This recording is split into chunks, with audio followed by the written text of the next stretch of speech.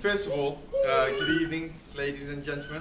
I'd like to first of all say that Michelle, Abby, Sophie, Madison, you all look absolutely stunning today. And you've done a wonderful, wonderful job with everything you do. So a round of applause.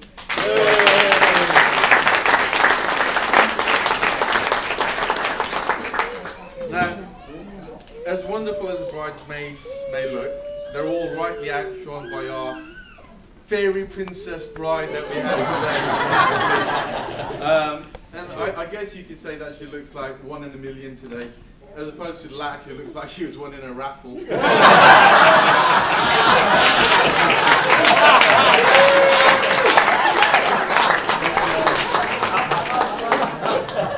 I guess I should introduce myself. For those of you who don't know me, my name's Ramel. I've been unfortunate enough to be best friends with Lak since we met one fateful day at Warwick University. And I guess as best man in time-honoured tradition, I'm going to have to give Lak the most uncomfortable 5 minutes of his life. Like I said, he's a compulsive liar, so... Just for the record, the 5 minutes, the most uncomfortable 5 minutes of Nat's life will probably be later on tonight, courtesy of Lak.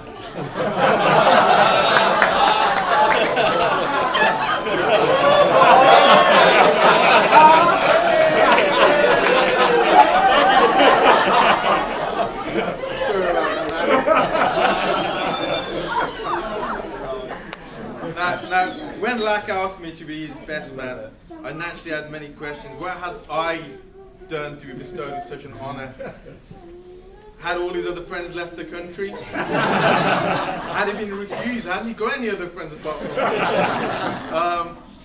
I guess more to the point, the greatest question I had was, could I possibly refuse and still come for the free lunch?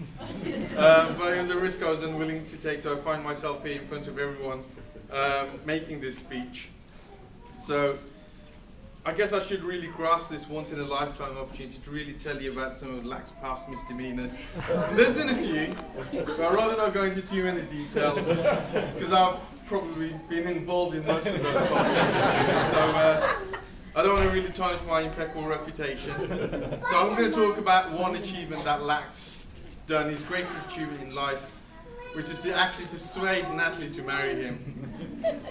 And he's done a good job.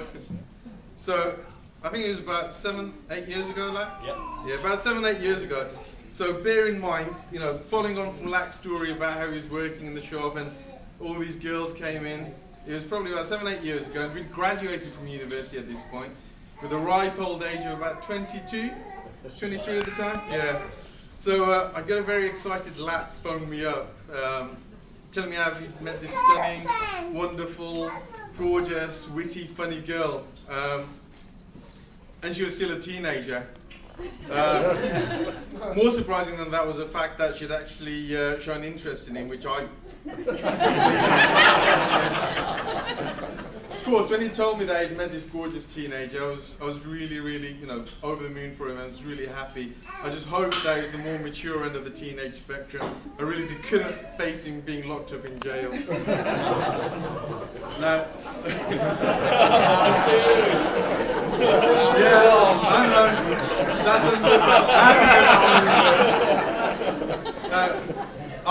now, having spent over 3 years at university with Lak, during which Lak has been a great source of companionship, many good nights out, many funny incidents which I'm rather not going to detail on. Thank you. I've actually been fortunate enough to watch Lak trying to fraternise with the opposite sex. And on many occasions the same sex, depending on how much you'd had to drink. So when he actually told me that he'd met this girl, and this girl had actually reciprocated these advances and actually wanted to get to know Lak, I just put it down as a vivid imagination of a bored young man's mind. So I didn't believe him at first when he actually told me about it. He did, however, prove me wrong. Lak actually took Natalie out for a meal on his first day to an Indian restaurant. Finest Indian restaurant, I might add, where he got the best table, awaited to themselves, fine wine, and a great opportunity to really impress her. Now, as the owner of that restaurant, it's the least I could do to help. Lak, you still owe me for that meal, by the way. Now, from being a spectator on their first date, I've watched Lak and Nat's love really blossom, and you know, within weeks of them having met each other, I mean, they were arguing, and it was like a proper relationship. So I thought, okay, maybe this one's got a bit of longevity in the relationship. This might actually come to fruition at some point. No, but seriously, I mean, Lak and Nat really are suited to one another. They make a great couple. Lak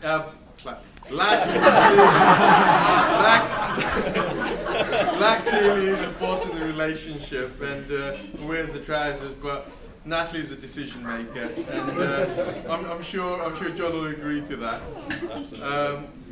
Now, over the years, I've actually become really, really close friends with not only Lak, but also Natalie.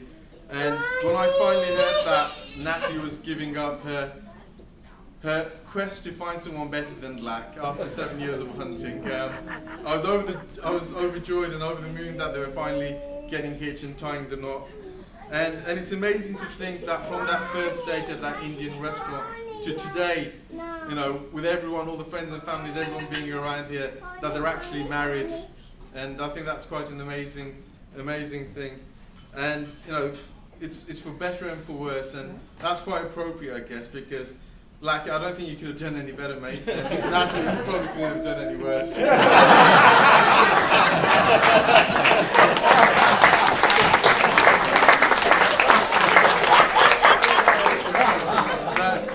I guess I know it's customary for the best man to describe the kind of person that Lak is, more for the benefit of Natalie's family, really, so they know exactly the kind of guy that Natalie's marrying. Now, I know John's actually obviously said a few things and some nice things about Lak.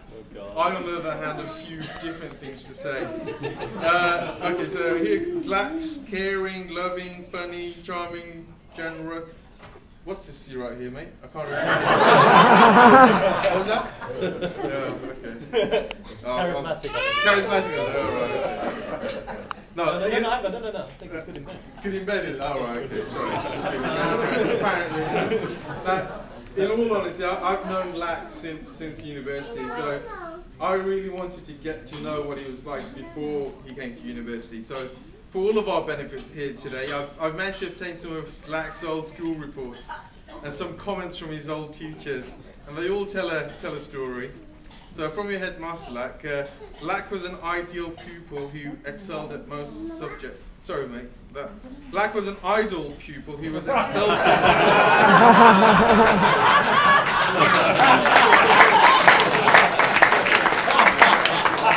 from your geography teacher, right? Lak is the only one in the class who thinks Ellesmere Port is a fine table wine. From your biology teacher, I know you enjoyed biology. Whilst Lak is often very enthusiastic, he took it a little too far by revising for his blood test.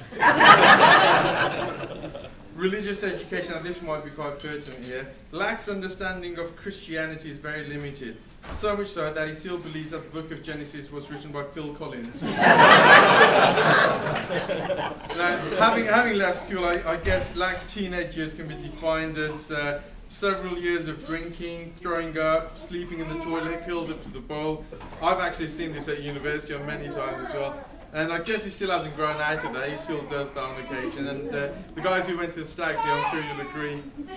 But on a serious note, though, I know it's the food's being prepared and you're all hungry. So on a serious note, Lak really is a wonderful guy, a brilliant man, someone that will continue to love and cherish every minute of every day with Natalie. Someone that will always be there for you, Natalie, and someone that he can share his KFC bargain bucket with. He really is the most genuine, considerate, caring guy I know, and Natalie, you're lucky to have found him. Now, I feel honoured and privileged to have these two wonderful people in my life, and you know, the two of these guys, when they're together, now that they're married, are so much more than the some of their individual being, and I just want everyone to really raise their glasses and just be upstanding and a toast to my best friend Lak and his beautiful new wife, Natalie. Yeah. Lack of Natalie.